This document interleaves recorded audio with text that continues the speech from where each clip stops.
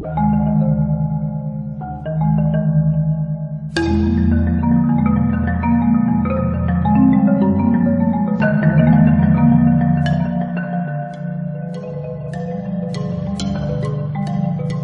posible que la inmortalidad haya dejado de ser una utopía para convertirse en un reto científico. Y si no la inmortalidad, al menos la longevidad. Hoy tenemos con nosotros a una de las principales especialistas en todo el mundo en esta área. Y vamos a preguntarle si realmente es posible llegar a los 120 años sanos y con calidad de vida. Nuestra invitada es la investigadora María Blasco.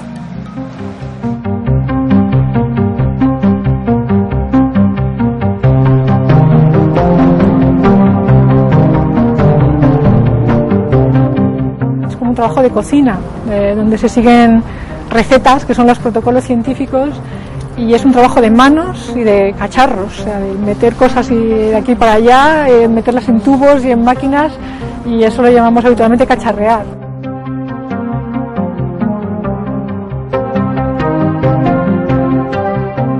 La cosa grande de la ciencia, que a lo mejor no encuentran en otras profesiones, es que es una profesión muy individualista, donde uno es lo que encuentra, o sea, uno es lo que tiene dentro de sí, y que es muy satisfactoria, porque si encuentras algo relevante e importante, pues es algo que va a quedar ahí para siempre, para, o sea, beneficio de la sociedad y de la humanidad, ¿no?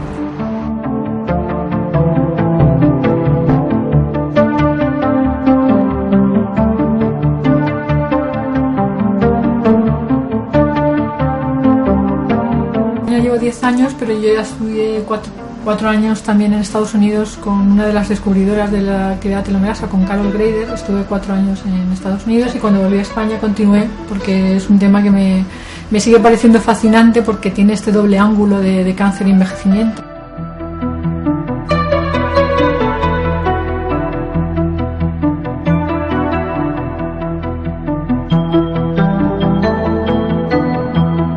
Tratamos de buscar, de validar dianas, de ver, de afianzar, de decir, este gen va a ser importante para el cáncer. Es importante que las empresas farmacéuticas ahora, ya que hemos demostrado con un ratón que es importante, se pongan a buscar un fármaco, ¿no?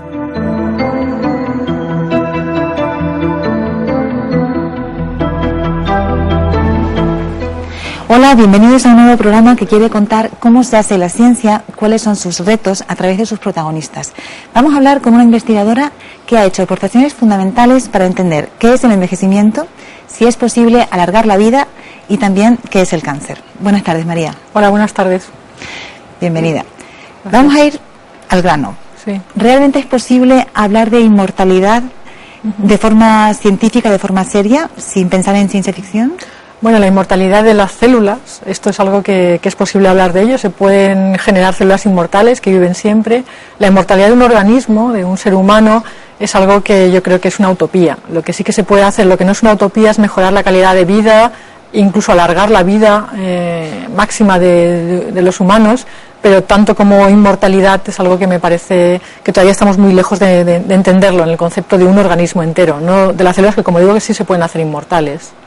Este concepto, el de longevidad, te lo has encontrado en tu carrera, pero no empezaste por ahí, o sea, no estaba en tu cabeza cuando empezaste a investigar. Pues la verdad es que un poco sí que estaba. Yo cuando terminé, o sea, cuando a mitad de carrera, la carrera de biología, ya podías elegir un laboratorio donde empezar a formarte, digamos, en el contexto de un laboratorio. Sí que me interesaba tanto el cáncer como el envejecimiento. De hecho, eran dos cosas que me interesaban. Entonces, al principio lo que hice no tenía que ver ni con cáncer ni con envejecimiento. Fui a trabajar en un laboratorio que era muy bueno para realmente aprender a ser una científica, pero después, ya cuando pude dar el siguiente paso, sí que decidí estudiar un tema que tenía que ver con las dos cosas, con cáncer y envejecimiento, ¿no? ¿Y qué es lo que más te ha ido sorprendiendo a lo largo de tus descubrimientos a lo largo de tu carrera? O sea, si puedes seleccionar uno que te haya gustado especialmente o te haya sorprendido especialmente. Yo creo que lo que más me ha gustado ver es que el trabajo que puedes hacer puede tener un impacto en entender qué es la enfermedad, incluso un impacto en poder contribuir a curar la enfermedad. Yo creo que eso es lo más bonito de la carrera científica en el mundo, en el campo de la biomedicina, que está muy relacionado con enfermedad humana. Yo creo que es lo más interesante, poder tener un impacto de alguna manera en cómo se entienden y se tratan las enfermedades. O sea que tu trabajo como investigadora en el laboratorio no está para nada desconectado de lo que ocurre en la clínica también, aunque tú no seas médico y no trabajes como... Sí, yo siempre pienso que el trabajo que hacemos en el laboratorio va como por delante, está sentando la base de algo que en el futuro quizás se pueda aplicar en la clínica. Digamos que somos como la primera línea de ataque a una enfermedad, ¿no? Estamos muy lejos en el sentido de que no vamos nunca nosotros a tratar un paciente ni ver un paciente, pero sí que pensamos que estamos desvelando un poco o encontrando cosas que puedan servir para el tratamiento de estos pacientes en el futuro. Vamos a ir un poquito más atrás. Sí. En este programa hemos preguntado a varios investigadores sobre sus inicios en la ciencia y quería saber también cuál es tu caso. O sea, ¿recuerdas el momento en el que decidiste que te ibas a dedicar a la ciencia? Sí, lo recuerdo. O sea, yo creo que desde pequeñita siempre me había gustado el mundo de la ciencia, aunque tengo que decir que también me gustaba el periodismo, yo quería ser periodista, pero bueno, en general quiere decir que me gustaba la investigación, me gustaba explorar, etcétera. Pero el momento creo que fue cuando estaba haciendo CO, que tuvimos una serie de clases de orientación universitaria y tal, y alguien me habló de la biología molecular y la ingeniería genética. Entonces, a mí la idea de que se podían alterar los genes me pareció fascinante, o sea, que se podría hacer una especie de diseño ingenieril de la vida o de los genes, me pareció algo que combinaba, pues, la ciencia, las partes de la ciencia un poco más duras, ingenierías, etcétera, con algo de mucha aplicación biomédica también, ¿no? Aplicación social. Entonces eso me pareció muy interesante y por eso decidí estudiar biología. Eran los principios, en esa época, no recuerdo, no pienso exactamente en qué año fue, pero debían ser los principios de la ingeniería genética y de... Fueron como 10 años o más después, porque el inicio de la ingeniería genética, fueron finales de los 60, 70, cuando empezó todo el mundo del ADN recombinante y todo esto. Yo realmente mi carrera, la empecé en el 83, 84, o sea que yo ya llegaba un poco tarde, ¿no? Pero sí que era todavía días bastante tempranos, pero yo no puedo decir que yo haya estado en los inicios de la biología molecular. Eso es algo que ya estaba bastante establecido cuando yo empecé. ¿No te arrepientes, por supuesto, de no haber escogido periodismo al final? Bueno, yo creo que, digamos que gracias a la carrera científica y a ser investigadora, etcétera, también tienes después contacto con el periodismo, porque hay que hacer divulgación de la ciencia, creo que es algo muy importante, y aunque yo mismo no soy periodista, pues siempre me gusta, en la medida de lo posible, ayudar a la divulgación de la ciencia, ¿no? ¿Crees realmente que es un deber del científico el hacer divulgación? Yo creo que sí, porque realmente lo que hacemos a veces está muy alejado, es un poco incomprensible, utilizamos una jerga bastante difícil de entender, y entonces, en cambio, lo que hacemos es de una relevancia, creo que clara para la sociedad, ¿no? Entonces es importante tratar de transmitir eso de la manera más fiel, sin exageraciones, pero también tratando de adaptar un poco nuestro lenguaje a un lenguaje que se entienda más por cualquier persona, ¿no?, de la calle. ¿Tú has detectado en la gente no científica próxima a ti esa especie de miedo a los clones, a la ingeniería genética, a los transgénicos? ¿Te lo has encontrado y has tratado de paliarlo de alguna manera? La verdad es que no directamente, o sea, porque mi campo de investigación pues no tiene que ver, por ejemplo, con plantas transgénicas, que es donde yo he notado que en España ha habido un poco más de tensión, ¿no?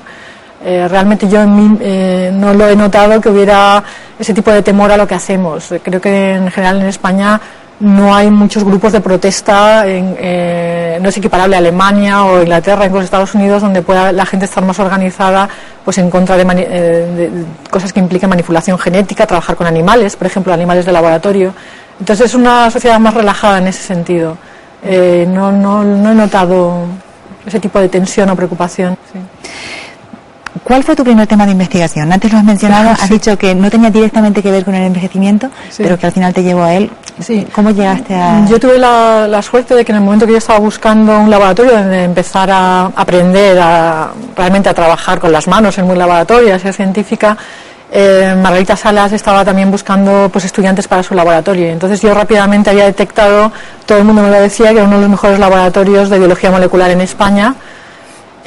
Cuando hablé con ella pues realmente me gustó mucho la conversación y lo que me preguntaba, y entonces rápidamente me decidí a su laboratorio. No tenía que ver con cáncer ni con envejecimiento, que era lo que era como mi sueño, pero sabía que seguro que iba a salir de allí siendo una científica, ¿no? O entendiendo qué quiere decir ser un científico y bien preparada para después hacer lo que quisiera. Y entonces el tema de la investigación de Margarita Salas, yo estudiaba una proteína que tenía que ver con el copiado, o sea, la fidelidad en copiar el material genético que es algo que después tuvo que ver también con mi tema de investigación, ¿no? Con el tema de los telómeros. O sea, estaba relacionado en el sentido de que tenía que ver con los mecanismos de replicación o de copia del material genético de una célula parental a las células hijas, ¿no?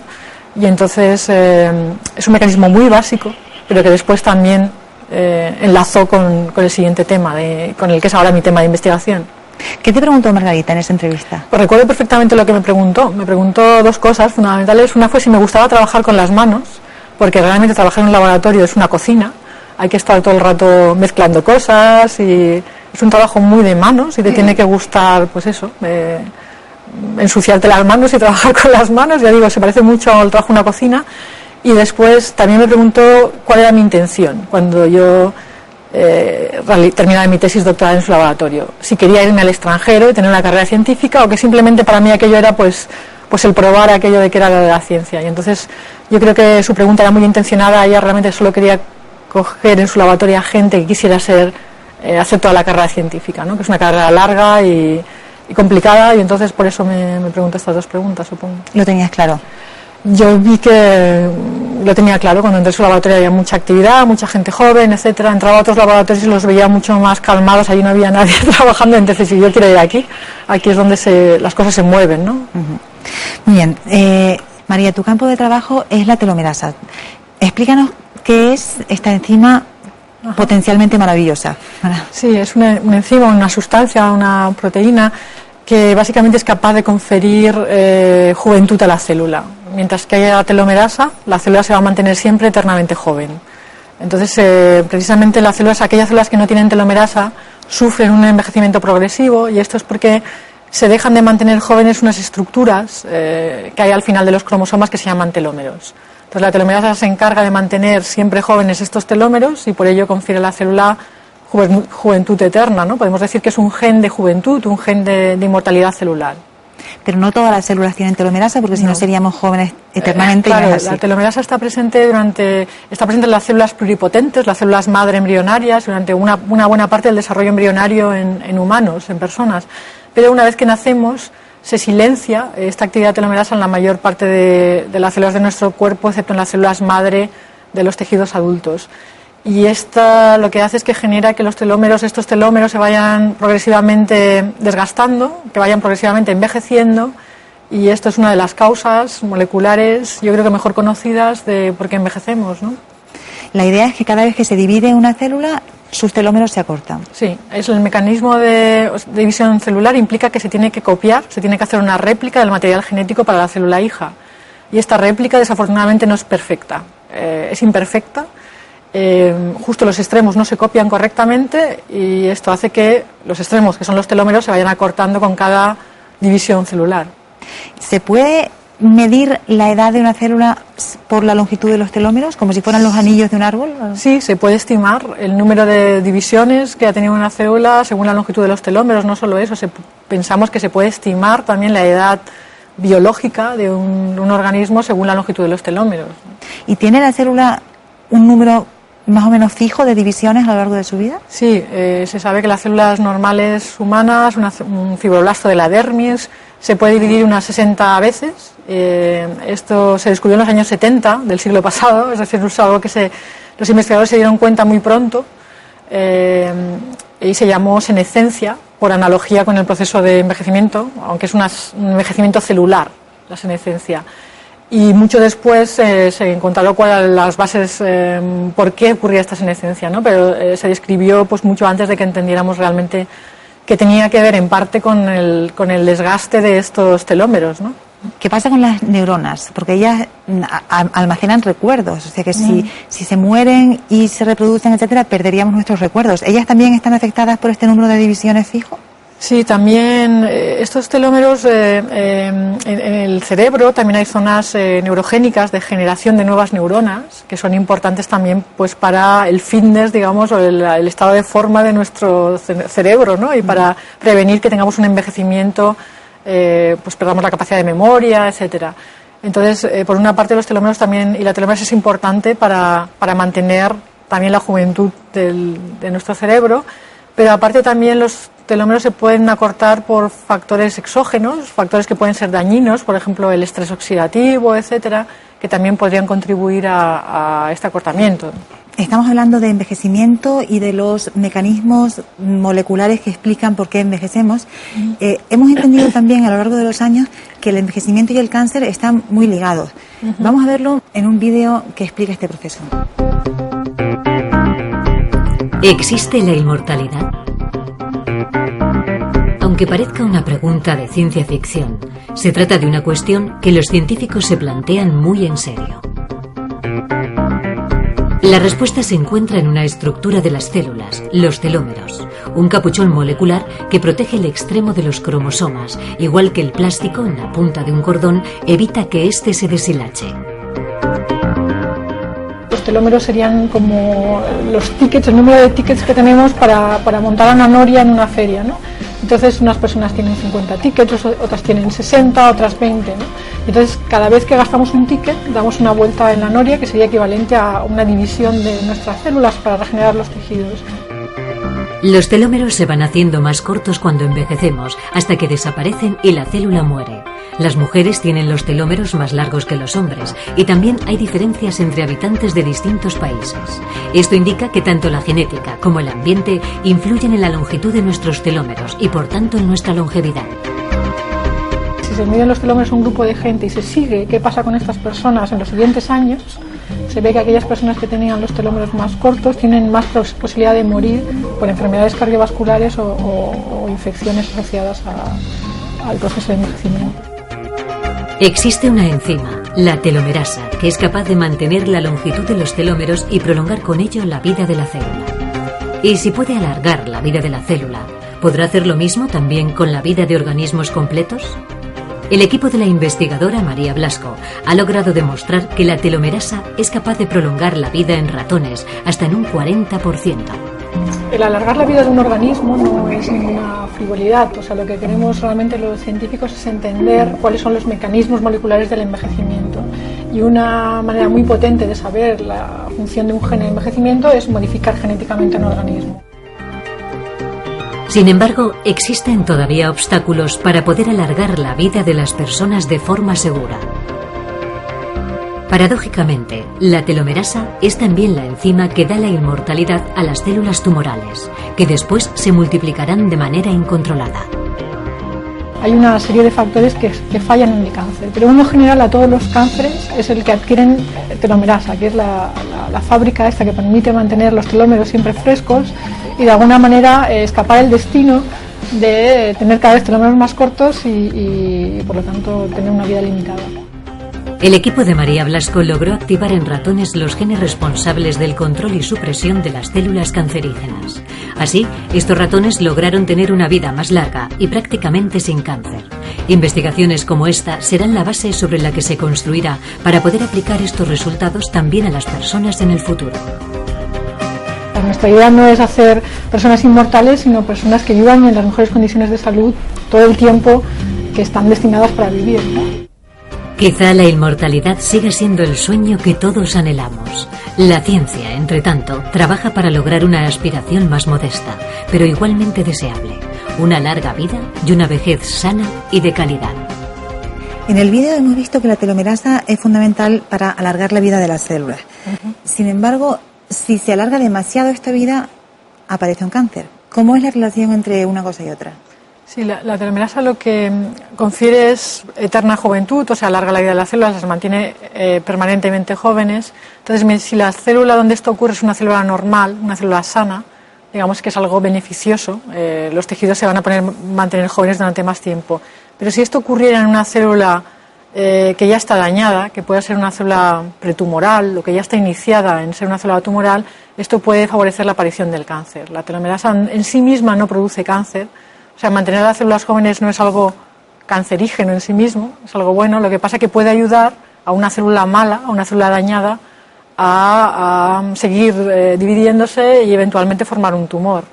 Pero las células tumorales tienen más telomerasa que las otras. Claro, porque es algo que favorece, es algo que las células tumorales en algún momento tienen que hacer. Realmente para mantener el tumor tienen que despertar o volver a despertar este gen que es la telomerasa para así conseguir esta inmortalidad, la capacidad para seguir dividiéndose de manera indefinida, ¿no?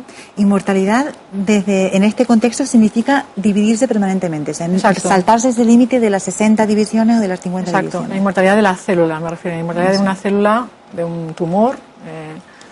¿Se sabe cómo las células cancerígenas se saltan esta barrera? O sea, ¿por qué siguen produciendo más telomerasa? Sí, el tumor se piensa que es una especie de ecosistema muy competitivo. O sea, dentro de un tumor hay mucha muerte de las células, muchas células mueren, pero eso mismo hace que haya una gran selección, una especie de selección dentro del tumor, y se van seleccionando aquellas células que van a mantener el tumor dividiéndose. Y una de las cosas que se tiene que seleccionar es que se vuelva a despertar el gen de la telomerasa, y eso ocurre a través de alteraciones en los genes, ¿no? El mismo gen de la telomerasa puede aumentar su número de copias. Normalmente hay 2 copias solo de la telomerasa, una que viene del padre, otra de la madre. Pues este número de copias puede aumentar, y eso puede haber estado seleccionado por esta presión selectiva que hay dentro del tumor, ¿no? O puede haber genes que normalmente están haciendo que la telomerasa no funcione, que el tumor selecciona que vuelvan a activar a la telomerasa. Entonces, digamos que un tumor se ve como un sitio donde hay un gran estrés, una gran renovación de células, unas mueren y otras se seleccionan para que el tumor siga creciendo. Y entre las cosas que se tienen que seleccionar, porque esto ocurre en más del 90% de los tumores humanos, es la telomerasa. ¿Y sería posible dar telomerasa a una célula y que no se hiciera tumoral? De tal manera que pudiéramos utilizar la telomerasa como una forma de vencer al envejecimiento.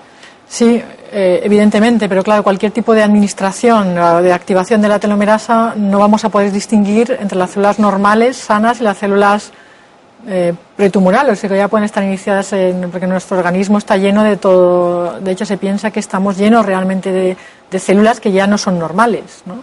Que de momento se mantienen bajo control, pero que eventualmente podrían dar lugar a un tumor. Entonces, la única manera de hacerlo sería, que es lo que estamos haciendo ahora mismo, es intentar volver a activar la telomerasa, pero cuando ya somos mayores, no desde el principio, desde que fuéramos niños, porque realmente ahí no hace falta la telomerasa, porque todavía nuestras células son jóvenes, sino en personas, pues lo estamos haciendo con ratones, obviamente no con personas, pero lo estamos haciendo con ratones de mediana edad o ratones viejos. Ahí activamos la telomerasa y ahí es donde queremos ver si eso sería solo efectos beneficiosos, es decir, que tendríamos el beneficio de una mayor juventud de los tejidos y las células sin que diéramos tiempo realmente a que se seleccionaran células cancerígenas, ¿no?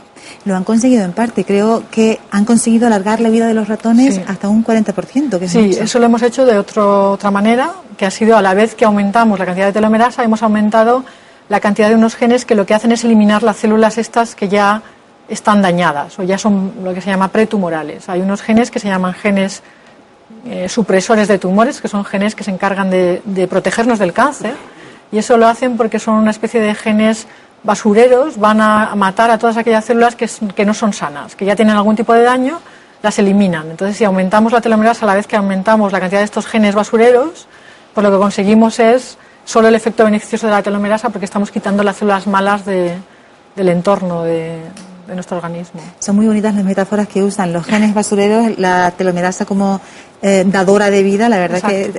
Que sí, es un poco dadora de vida, pero no distingue entre los buenos y los malos. ¿Por qué lo que funciona en ratones no siempre funciona en humanos?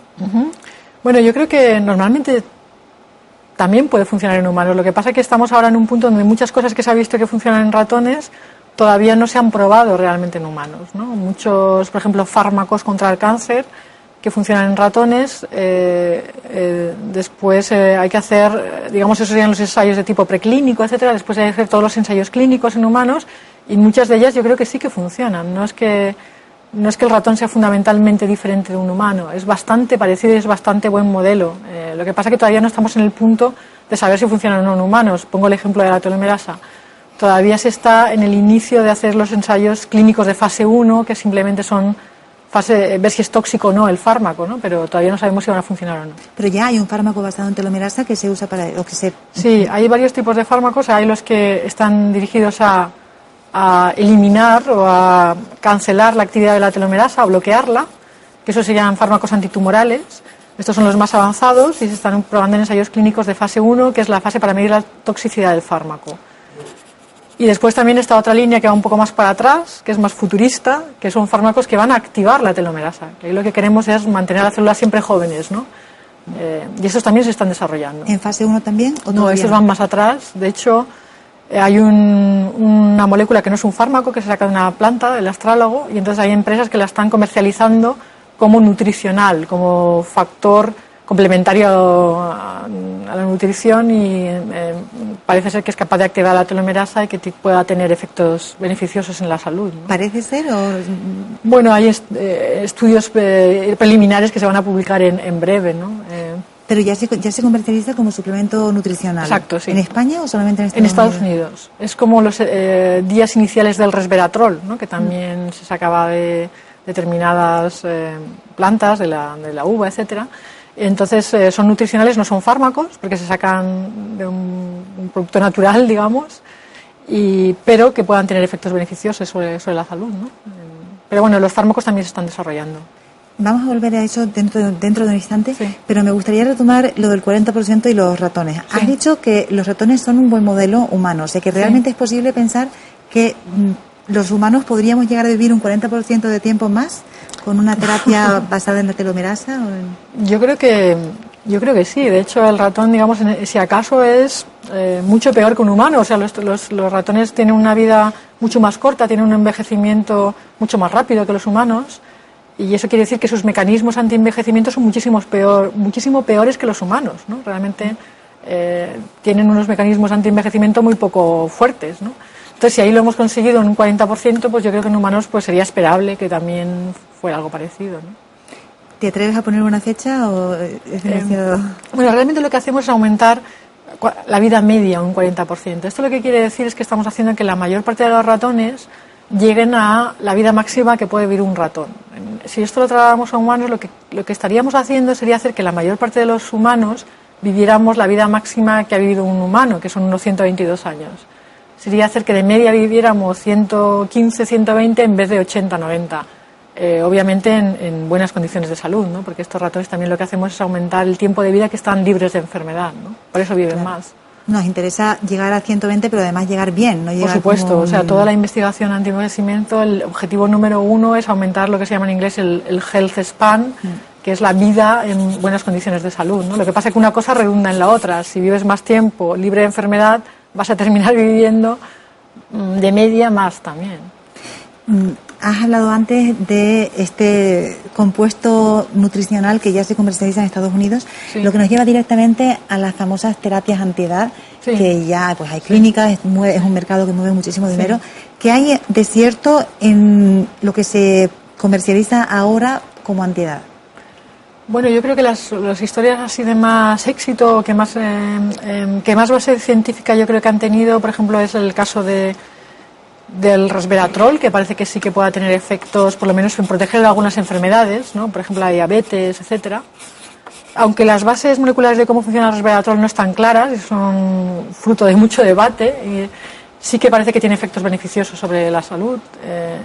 Los fármacos estos basados en estos compuestos que parecen activar la telomerasa, pues está todavía por ver, o sea, todavía no se han publicado los estudios, pero yo creo que sí que hay ejemplos que están basados en ciencia seria de cosas que puedan mejorar el estado de salud o prevenir la aparición de algunas enfermedades en humanos, ¿no? Yo creo que se está empezando ahora. Ha habido hasta ahora mucha cosa falsa, ¿no?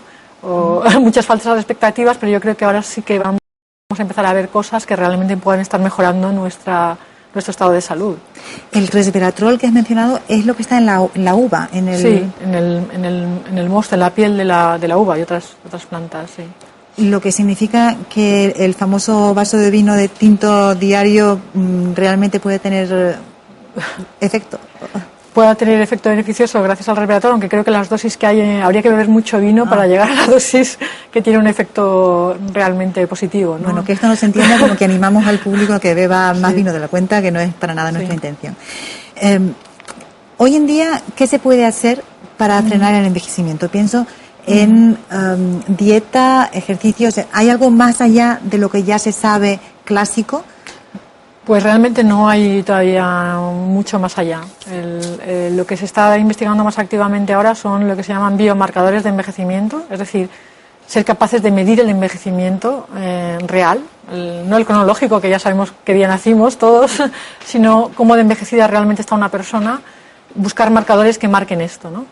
Y de tal manera que pues si se detecta que determinadas personas por su estilo de vida o porque han tenido una infección de un tipo u otro tienen un envejecimiento, una edad biológica más corta de la que debieran, pues también poder intervenir, ¿no? Poder intervenir para que, digamos, tengan una vida más o menos normal, ¿no? ¿Qué tipo de marcadores son? No sé cómo se puede saber la edad biológica de una persona. Bueno, esto es algo que está todavía ahora investigándose, ¿no? ¿Cuáles serían estos marcadores? Nosotros estamos intentando utilizar la longitud de los telómeros como marcador de la edad biológica, ¿no? Pero digamos hay otros que se están desarrollando. Es uno de los campos de investigación activos, ¿no? El buscar biomarcadores de envejecimiento. De tal manera que puedas ir al médico y cuando te hacen un análisis de sangre puedas también saber si tu edad biológica va bien o va mal, ¿no? Entonces, para también poder actuar, ¿no? ¿De qué manera se podría actuar con las terapias que hemos dicho antes en el futuro? Claro, por ejemplo, en el caso de mi campo, que lo conozco un poco más, pues se sabe que determinadas infecciones, como haber tenido citomegalovirus, o por supuesto la gente que tiene SIDA, etcétera, eso hace que haya una edad biológica que es más corta de la cronológica. Y entonces, pues también se sabe que hay hábitos de vida que son malos para el mantenimiento de los telómeros jóvenes, como puede ser la obesidad o fumar, etcétera. Entonces supongo que si sabes que tienes unos telómeros más cortos de lo normal, pues vas a dejar de fumar o vas a procurar llevar una vida más sana, etcétera. Es una cosa que todavía se está definiendo, ¿no? Pero una parte de la investigación va a ir por ahí, yo creo. Hay una cuestión que se planteó mucho cuando la oveja Dolly, cuando se clonaron, Sí. empezaron a clonar Sí. animales, Sí. que fue la longitud de los telómeros de Dolly. O sea, ¿qué Sí. edad biológica tenía Dolly o los animales clonados? Sí. ¿Ese tema está resuelto ya? El caso de Dolly parece que fue una excepción, porque después cuando se clonaron vacas, se clonaron ratones, no ocurrió esto, los telómeros eran los de la longitud esperable. De hecho, nosotros hemos enlazado con este tema y también en mi laboratorio hemos estudiado qué pasa con los telómeros cuando se va de una célula diferencial adulta a una célula embrionaria, que es lo que se hizo con Dolly, que ahora se hace de una manera mucho más simple, ¿no? Añadiendo unos 4 genes se puede reprogramar, lo que se llama reprogramar las células, y cuando lo hacemos vemos que los telómeros se reprograman de manera normal, o sea que algo Vuelven a su longitud. a longitud normal. Algo ocurrió extraño con Dolly, ¿no? Ha sido un poco la excepción. Hemos empezado la entrevista hablando de tus inicios en la investigación. Sí. ¿Cómo es tu vida ahora como investigadora? ¿Cuántas horas trabajas al día? Bueno, ahora mismo trabajo unas 8 o 9 horas porque tengo un hijo pequeño y entonces pues obviamente mi jornada laboral se ha cortado un poco. Pero normalmente tampoco puedo trabajar mucho más de eso. O sea, mi estilo es trabajar de una manera muy intensa y muy dedicada, más que pasar horas en el laboratorio, ¿no? Entonces yo también es lo que siempre fomento en la gente que trabaja conmigo. Yo no quiero que estén allí metidos todo el día, sino que quiero que el tiempo que estén súper dedicados y concentrados en lo que están haciendo. Yo creo que con trabajar, no sé, 8 horas o 9 al día, si trabajas intensamente es más que suficiente y ya te agotas. No es posible estar más mucho tiempo, sobre todo en un trabajo pues que es una combinación de trabajo intelectual con trabajo físico también, pues es bastante agotador. ¿Esa es la norma en los laboratorios en la ciencia de calidad y de excelencia? ¿O? Yo creo que si se fomenta la productividad, o sea, el estar trabajando de manera óptima, sin distracciones y en las mejores condiciones para trabajar, yo creo que es una buena recomendación. Tengo que decir, por ejemplo, cuando yo estuve en Estados Unidos, allí la gente está muchísimas más horas en el laboratorio, ¿no? Y eso también obviamente va a redundar en que puedan ser más productivos. Pero bueno, yo creo que en general si está todo optimizado, la productividad viene por realmente optimizar las horas de trabajo, no por estar más horas en el trabajo. O sea que en ciencia pasa como prácticamente en todos los demás ámbitos Sí, laborales. yo creo que sí, que tiene que estar optimizado, la gente tiene que tener dedicación y un entorno donde se pueda ser productivo. ¿Cómo es la dinámica de la vida en un laboratorio? ¿Cómo fluyen las ideas? ¿Tenéis reuniones diarias, periódicas? Sí. ¿Cómo? Sí, bueno, las ideas fluyen en parte, son una continuación de cosas, proyectos que se iniciaron hace más tiempo, que van llevándonos, digamos, por nuevos caminos. Después también nos influye lo que ocurre en el resto del mundo. Si de repente hay un descubrimiento notable y que queremos explorar en conexión con lo que estamos haciendo, pues voy a poner una línea de investigación para explorar eso. O sea, hay líneas nuevas que empiezan cada año, que yo no podía haber predicho que fuera a trabajar en estas cosas, y otras que son la continuación, digamos, de... Hay una combinación de proyectos más a largo plazo con proyectos más novedosos y con iniciar cosas pensando obtener beneficios dentro de 5 años. Eso también lo tienes que hacer. Hay que mirar siempre a largo plazo. ¿En qué medida planificas tu investigación a largo plazo y a medio plazo? Sí. ¿Y en qué medida tienes que desviarla en función de descubrimientos como estos que mencionas, que de vez en cuando cambian el curso de algo y te sorprenden? Yo creo que a lo mejor es un tercio de los proyectos son una continuación de otros proyectos que obviamente es de interés para el laboratorio continuarlos. Otros son anuales, es decir, que este año, pues eso, como cuando ocurrió la reprogramación nuclear con factores definidos, que fue una revolución en la biomedicina, pues rápidamente nos pusimos a explorar esto porque parecía muy interesante. Y otros son proyectos que se lanzan al futuro, ¿no? Que implican mucho trabajo, a lo mejor hay que diseñar un nuevo modelo animal, etcétera, y que no esperamos ver beneficios hasta dentro de 3-4 años, ¿no? La reprogramación, por explicar un pelín, Sí. La idea es que se utilizan virus, entiendo, para Sí. En vez de volver a construir un embrión, etcétera, en vez de la vía lenta, que es un poco la vía Dolly, por ejemplo, se utiliza un virus para conseguir que la célula vuelva a su fase embrionaria y tenga la potencialidad de convertirse en otra célula. Se hace con una célula diferenciada, que se ha hecho con muchas, una célula de la piel, vuelva para atrás en el desarrollo y vuelva a convertirse en una célula pluripotente de tipo embrionario que es capaz de generar un organismo entero, es capaz de dar lugar en humanos obviamente no se ha hecho, pero es capaz de dar lugar a un ratón entero, ¿no? Estas son células madre pluripotentes que después se pueden diferenciar a distintos tipos celulares, a músculo, etcétera, y que potencialmente se podrían utilizar en terapia celular. Cada uno podríamos tener nuestras células pluripotentes congeladas y si algún día se supiera cómo convertirlas en neuronas o en células del corazón, pues podríamos tener terapias celulares, ¿no? De alguna manera mantener nuestro organismo siempre joven a base de repararlo, ¿no? Como se mantiene un coche que tiene muchos años funcional a base de cambiar piezas, ¿no? Sería una vía para la longevidad un Exacto. poco diferente. O para... Una vía más mecánica, más de reparación de lo que va mal, ¿no? Eso es muy sorprendente, María. ¿Realmente hay que pensarlo como algo factible? Yo creo que sí, es una de las líneas de investigaciones. Bueno, a lo mejor no entendemos exactamente por qué envejecemos y no vamos a poder nunca frenar el envejecimiento, que yo creo que sí que vamos a poder retrasarlo. Simplemente vamos a cambiar las piezas cuando estén viejas. Entonces las piezas son células y órganos. Entonces esto, pues eso hay que hacer. Enlaza con la idea de que el envejecimiento puede ser entendido como una enfermedad.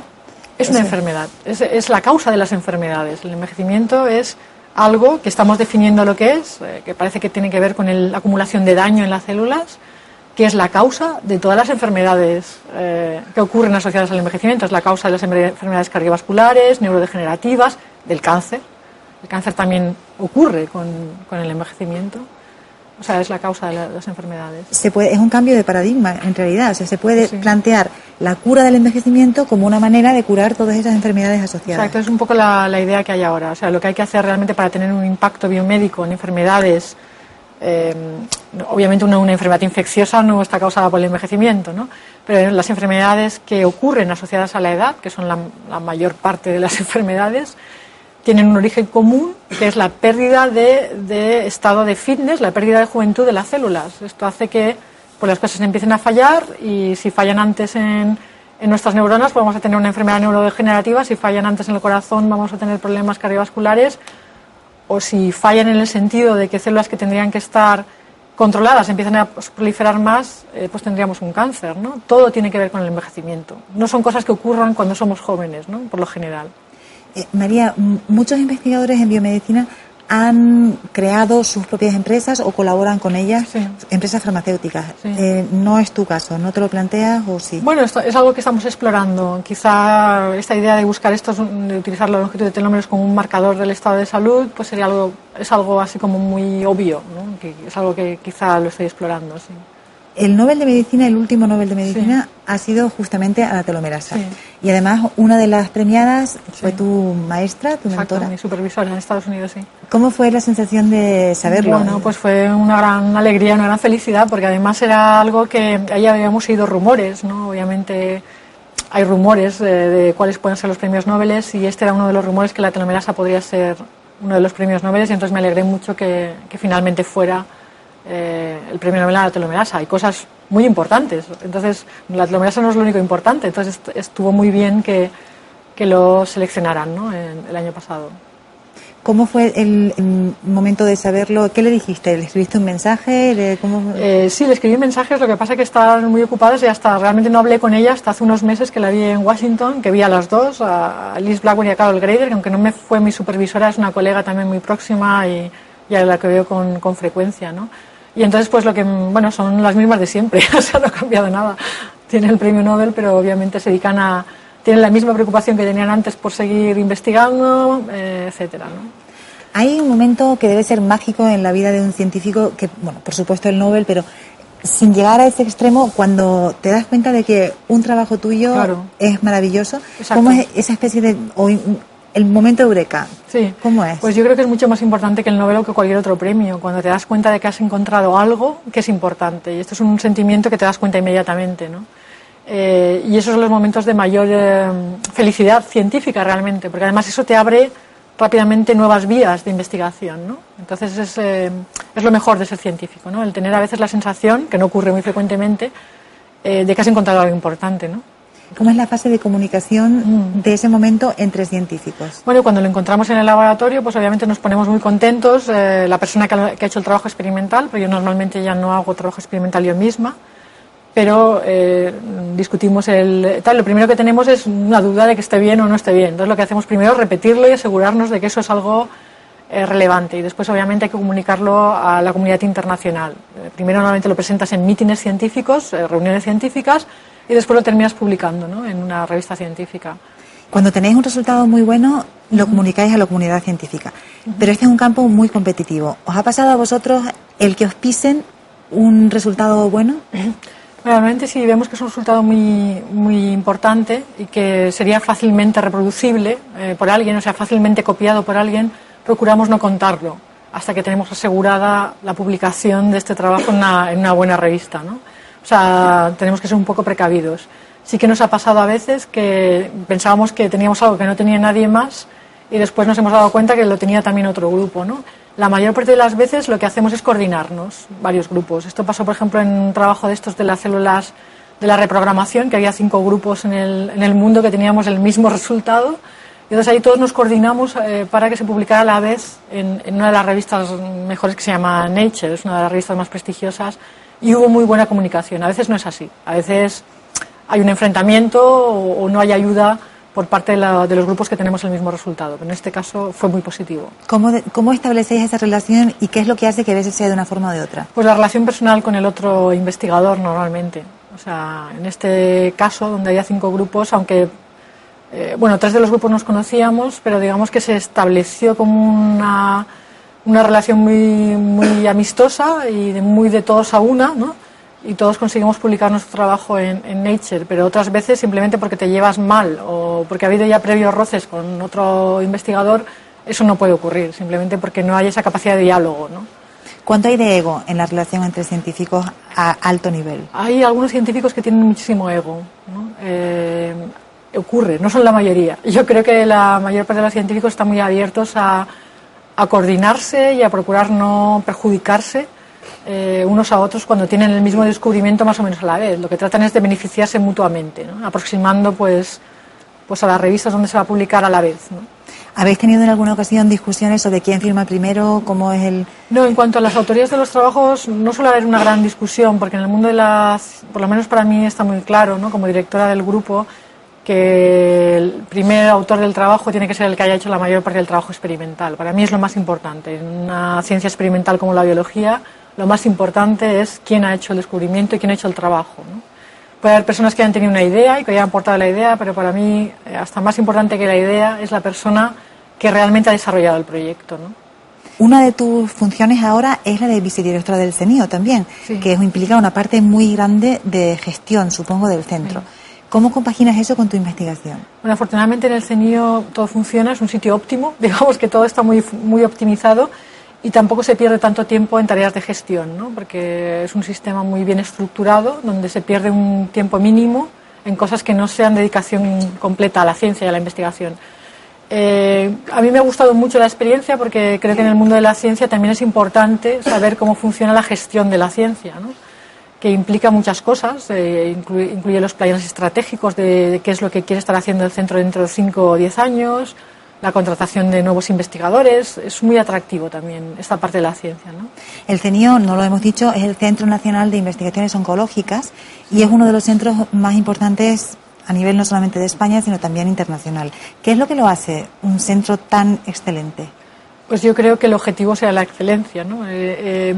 Creo que funciona porque hay investigadores de muy alta calidad, o sea, en el sentido de que la investigación que hacen es muy buena y competitiva a nivel internacional, más tener un buen sistema de financiación que además es flexible, que además permite al director del CENIO y a los distintos directores de programa, etcétera, nos permite hacer planes estratégicos a largo plazo. Es decir, bueno, no vivimos al día, realmente estamos contratando a este investigador, a esta investigadora, etcétera, para dentro de 5 años ser los mejores en este campo, ¿no?, de la investigación del cáncer.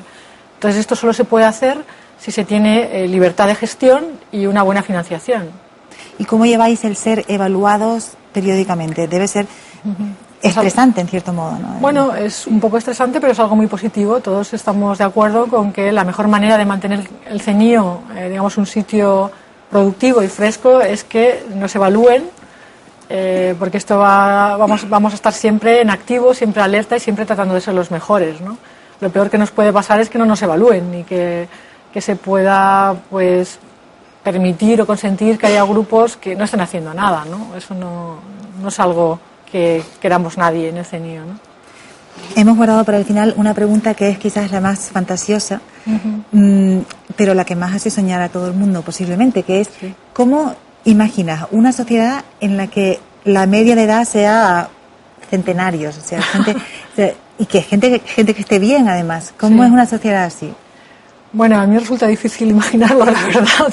Y además creo que tendría que haber muchos estudios sociológicos, que tampoco es mi campo de investigación. Creo que no me corresponde a mí pensar en estas cosas. Pero yo creo que de alguna manera ha pasado, no quizá comparando media edad, como puede ser ahora, que no sé cuál es la media de la población española, son 40, 50 años, no lo sé. No sé cuál es la media edad, comparado con que la media fuese 80 o 90, para algunos vivir hasta 120, ¿no? Yo creo que es algo que ha pasado si comparamos cómo es la sociedad de hoy en día, como era la sociedad de principios del siglo XX, donde la gente vivía de media de edad 30, 40 años. Entonces eso ya ha ocurrido. Ya estamos ahora en una sociedad que no es igual que la sociedad que había hace un siglo. Y supongo que eso lo habrán estudiado los sociólogos y se podrá predecir qué va a pasar si esto todavía lo exageras un poco más y todavía se llega a vivir más tiempo. Yo creo que en general no es algo malo. Yo creo que es bueno que vivamos más años, seamos productivos durante más años. Creo que nuestra sociedad hoy en día no es peor que la de principios del siglo XX porque vivamos muchos más años. Al contrario, creo que es mucho mejor. Entonces, habrá que pensar en el sistema de pensiones. Exacto, eso habría que cambiar. Ya lo están cambiando, de hecho, ¿no? María, muchísimas gracias por hablarnos de tu trabajo, por contarnos cómo se hace la ciencia, y a ustedes también muchas gracias por acompañarnos y hasta muy pronto.